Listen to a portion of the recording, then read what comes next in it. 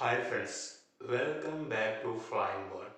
Friends, మీరు UAN number activate చేసుకున్న తర్వాత మీకు డిఫాల్ట్ పాస్వర్డ్ వస్తుంది కదా. ఆ డిఫాల్ట్ పాస్వర్డ్ ద్వారా ఇప్పుడు మీరు మీ పిఎఫ్ అకౌంట్కు పాస్వర్డ్ చేంజ్ చేసుకొని లాగిన్ అయిన తర్వాత బ్యాంక్ అకౌంట్ను ఎలాగ యాడ్ చేయాలనేది ఇప్పుడు మనం తెలుసుకుందాం. మీరు మీ డిఫాల్ట్ పాస్వర్డ్ ద్వారా ఇక్కడ లాగిన్ అవ్వండి. తర్వాత మనకు ఇలాగా కైండ్లీ అప్డేట్ యువర్ పాస్వర్డ్ అని చూపించడం జరుగుతుంది. ఇక్కడ మీరు ఓల్డ్ పాస్వర్డ్ దగ్గర మీకు వచ్చినటువంటి డిఫాల్ట్ పాస్వర్డ్ను ఎంటర్ చేయండి. అంటే మీ రిజిస్టర్ మొబైల్ నెంబర్కు ఒక మెసేజ్ వస్తుంది కదా, ఆ మెసేజ్లో ఈ పాస్వర్డ్ ఉంటుంది. తర్వాత న్యూ పాస్వర్డ్ దగ్గర మీరు ఏ పాస్వర్డ్ అయితే ఇప్పుడు పెట్టుకోవాలనుకుంటున్నారో ఆ పాస్వర్డ్ను ఎంటర్ చేయండి. అదే పాస్వర్డ్ను ఇక్కడ కింద చూపిస్తున్నటువంటి కన్ఫర్మ్ న్యూ పాస్వర్డ్లో ఎంటర్ చేయండి. ఎంటర్ చేసిన తర్వాత మనకు ఇక్కడ కింద చెక్ బాక్స్ కనిపిస్తుంది కదా, ఈ చెక్ బాక్స్కు టిక్ మార్క్ ఉంచండి. టిక్ మార్క్ ఉంచిన తర్వాత క్రింద చూపిస్తున్నటువంటి గెట్ ఆధార్ ఓటీపీ అనే బటన్పై క్లిక్ చేసిన వెంటనే అప్పుడు మీకు మీ ఆధార్ కార్డుకు రిజిస్టర్ అయినటువంటి మొబైల్ నెంబర్కు ఒక ఓటీపీ అనేది రావడం జరుగుతుంది. ఆ ఓటీపీని ఇక్కడ చూపిస్తున్నటువంటి ఆధార్ ఓటీపీ అనే బాక్స్లో ఎంటర్ చేసి చేంజ్ పాస్వర్డ్ అనే బటన్పై క్లిక్ చేసిన వెంటనే అప్పుడు మీ పాస్వర్డ్ అనేది సక్సెస్ఫుల్గా ఇలాగా చేంజ్ అవ్వడం జరుగుతుంది. మీకు ఇక్కడ క్లిక్ హియర్ టు లాగిన్ అని కనిపిస్తుంది కదా, ఈ లెటర్స్పై క్లిక్ చేయండి. క్లిక్ చేసిన వెంటనే అప్పుడు మీకు మీ అకౌంట్లోకి లాగిన్ అవ్వడానికి ఇలాగ ఓపెన్ అవుతుంది.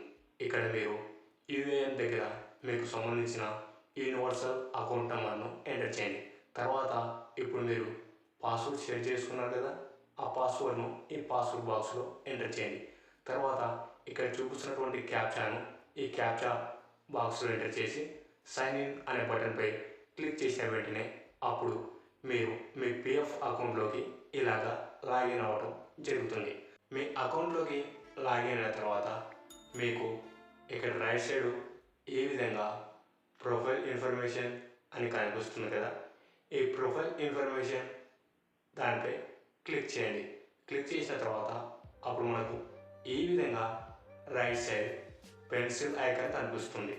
ఈ పెన్సిల్ ఐకాన్పై క్లిక్ చేసిన వెంటనే అప్పుడు మనకు ఈ విధంగా ఒక పేజ్ అనేది ఓపెన్ అవ్వడం జరుగుతుంది.